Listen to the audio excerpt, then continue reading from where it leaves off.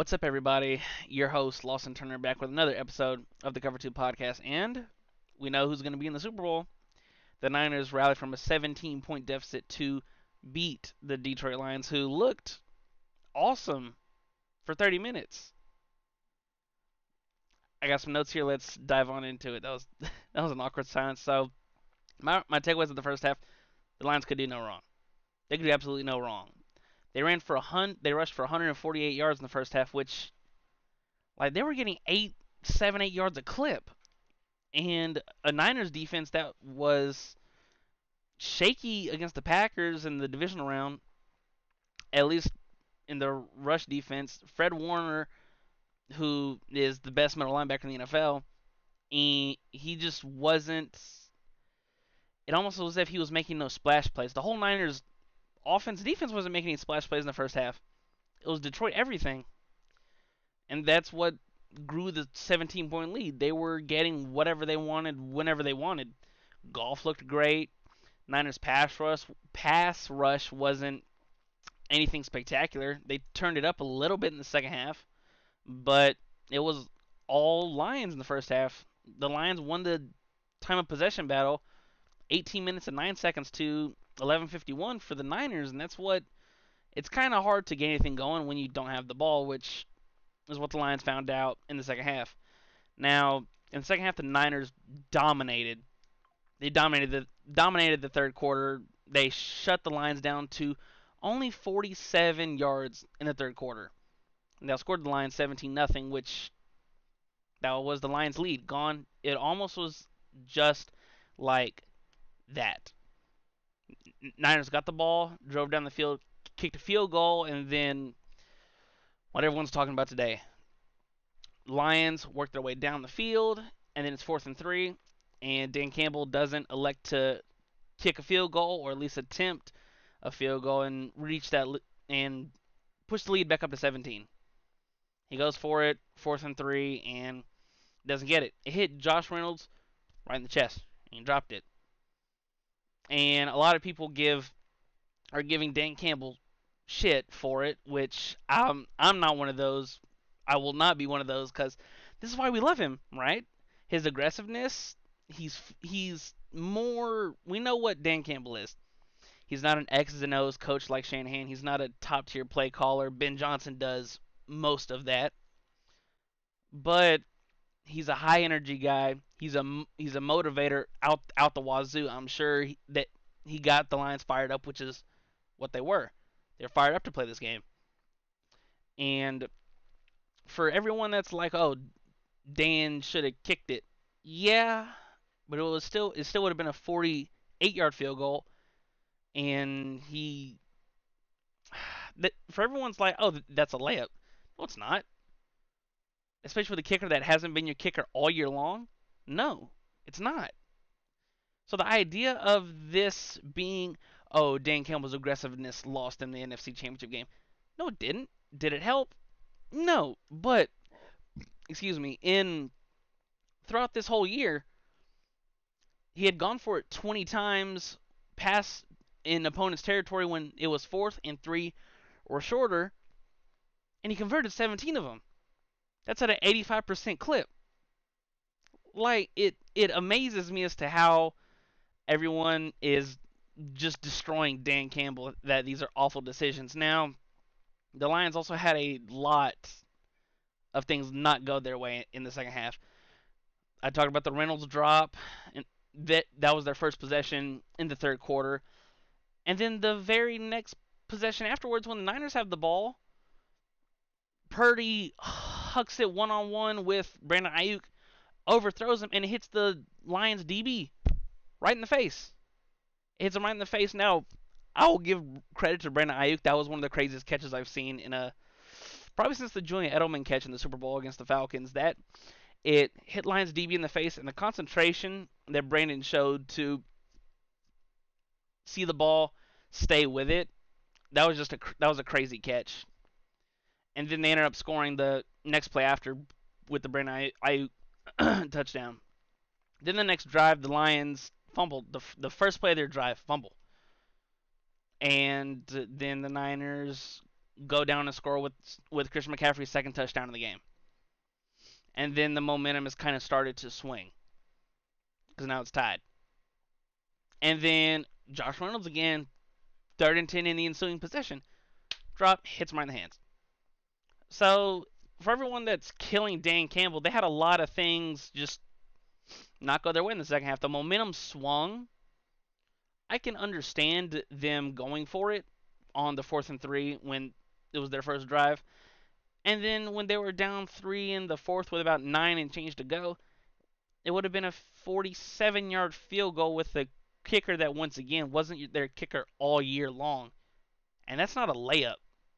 In a hostile environment, we saw Jake Moody. Now, granted, Jake Moody is a rookie, but we saw the Niners kicker just shank it wide right. Their first possession. So, it amazes me as to how much shit Dan Campbell's getting. And not to mention that the second 4th and 3 that they went for before their last drive, Jameson Williams had a touchdown go right through his arms. So if even one of those plays work, is it a different game? Do the Lions hold their lead and stop the Niners rally? Maybe. I don't know. But I do know that San Fran came back and San Fran won this game more than the Lions lost it. They had just miscue after miscue. Was it a choke job? I mean, you're up 3 possessions at halftime. You it sucks because you almost felt like once the Niners got the momentum, there was nothing Detroit could do. But there was. They still had life in multiple possession leads even after the 4th and 3, the first one. If Brandon Ayuk doesn't make that crazy catch, I mean, granted it was 1st and 10, so maybe San Fran drives down the field and scores a touchdown anyway. But that's just a killer when Brock Purdy overthrows Brandon Ayuk and it hits your DB right in the face. I, and then on the Niners go-ahead drive and even the drive to put them up 10 late, Detroit had several sacks that they just missed. And Brock Purdy being a playmaker, which is a part of his game, I didn't know he had wheels like that. You know, he showed poise in the pocket against a Detroit D line that had been on fire, especially Aiden Hutchinson. He's been on a tear. But I was surprised that Brock led the Niners back to end up taking the lead, and they stuck with their game plan. They fed CMC, they got their playmakers the ball, and they let Brock wheel and deal. And in the second half, he was awesome. Now, and the time of possession stat that I brought up at the first half, Detroit won. San Fran more than doubled that in the second half. Detroit only had the ball for 9 minutes and 39 seconds. Now, it doesn't help when you go 3 and out after you drop a 3rd and 10 pass. Josh Reynolds, hit him right in the hands.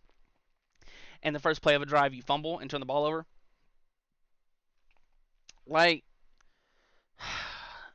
the time of possession of the second half was 20 minutes and 21 seconds to 9:39 in favor of San Fran. So, like, it's one of those things where the pendulum of power swung in the Niners' direction, and Dan Campbell wanted to take it back with going for it and, in quotations, stealing an extra possession by extending it with a 4th down conversion, and he just didn't. The turnover battle was tied.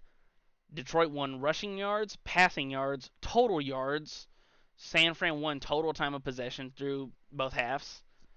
They both had 2 sacks. Detroit had more first downs. They both were 6 for 12 on 3rd down. Red zone percent-wise was the same.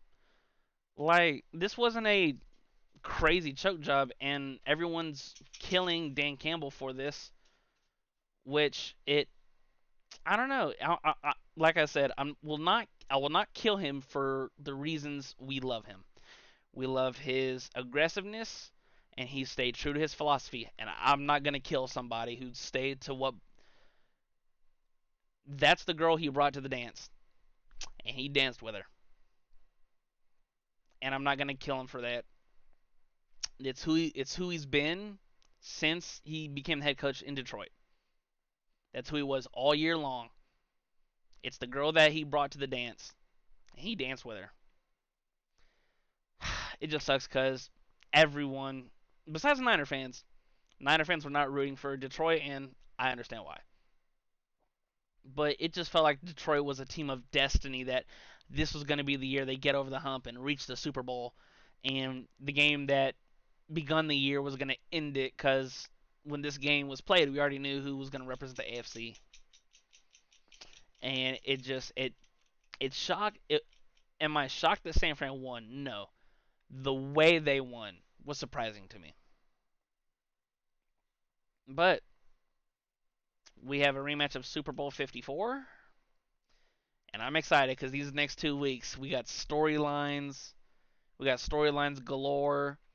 We've got Mahomes going for back-to-back, first time since Brady did it.